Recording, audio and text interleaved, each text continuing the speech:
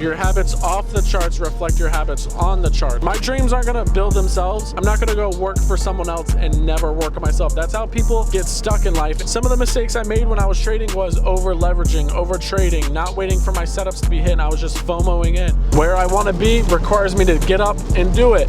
That is discipline. That is the difference between discipline and motivation. Good afternoon, everyone. It is currently 12:42. It is Mother's Day. I went ahead and gave my mom some flowers and like a cake and some cupcakes and stuff. So just spent a little bit of time with her, had a great time. Now I'm going back to the house. I have like another 30 minutes left on this drive, which I figured the best thing to do on a drive like this, film a car convo. So what we're going to be talking about today is having a plan. Having a plan is super important, and you actually won't believe how many people are actually going through life without a plan. It's actually crazy. One of the most important things for me is my plan, and I try to go by that almost every single day. When it comes to my trading plan, when it comes to just like a 5-year plan, a 1-year plan, all that type of stuff, having a plan is going to keep you on track. So when it comes to trading, my trading plan consists of, I don't trade past like 11 o'clock. I don't trade during red folder news. I only place 1 trade a day, stuff like that. And that's just keeping me on track. And that's what's keeping me a profitable day trader, right? And one of the plus sides about having a plan and following it like every single day is that's going to build good, consistent daily habits. And daily habits are huge when it comes to wanting to upgrade your lifestyle and stuff, because if you're lazy and you find yourself a lot of times just scrolling on TikTok while you're laying in bed, or you're just playing video games all day, that's not good daily habits. Now, if you're somehow making money, like if you're streaming video games, then okay, you're making money, that is something good. You're monetizing your hobby and you turned it into a skill. But when you're just aimlessly scrolling and you're aimlessly going through life and stuff, that's not good habits. You're just being lazy. You're not having any goals. So if you struggle with laziness and stuff, create a plan, put it on a whiteboard in your room, put it on your phone, something where you could see it every single day, and make sure you do it. It's gonna suck, if you're lazy or you're just not feeling it, right? But if you look at it and you tell yourself, I need to do this at least just a little bit, right, every single day, then you're building a good habit. Now, I spoke about this in my last video, but your habits off the charts reflect your habits on the charts, right?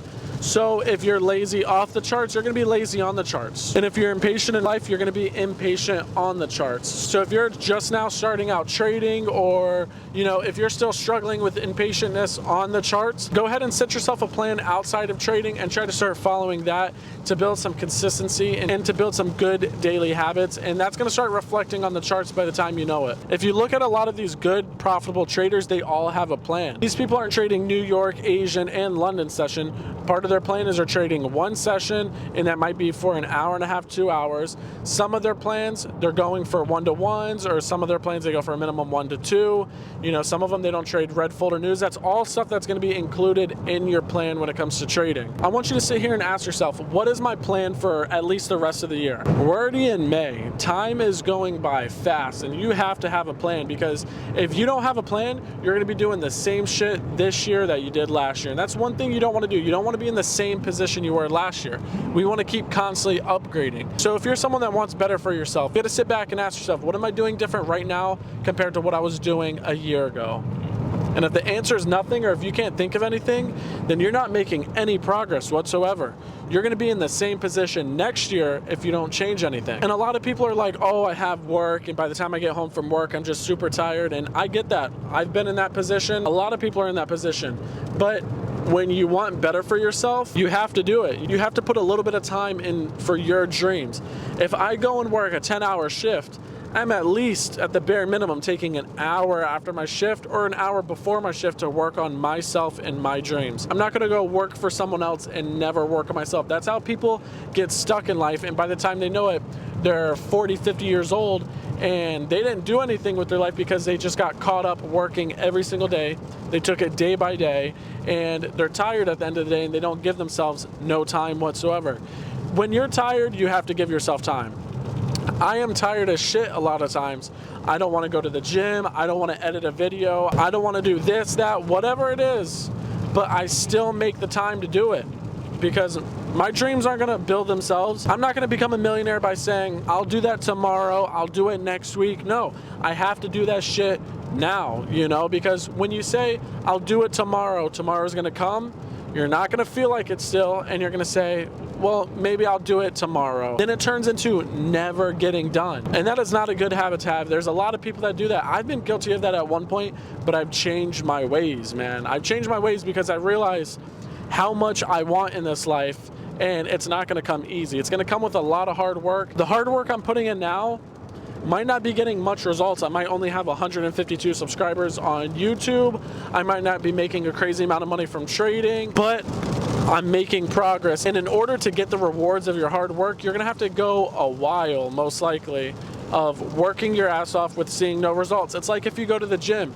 You go to the gym because you want to gain muscle, you want to lose weight. If you go to the gym for 3 days, you're not going to see any progress. It's going to take time. But you know, okay, if I go to the gym 5 times a week, within a year, I'm going to see definitely a difference in my body. It's the same thing with trading. If you stick with trading, you take it super serious, and you know this is something you want to do and you have to make it work, you're gonna see progress. I mean, shoot, I've been trading for 3 years now. A year and a half ago, I was consistently blowing accounts. I was just losing money in my personal accounts. It was just horrible, but I had a vision, I stuck with it, and now I'm benefiting from it, and it's just gonna keep going up from here. If I can make consistent profits now, my profits in theory should only be getting bigger and bigger the more I trade, the more capital I gain, stuff like that. But you gotta realize, in any business whatsoever you get into, you are going to make mistakes along the way, but you have to learn from your mistakes. That is going to be the most important thing, because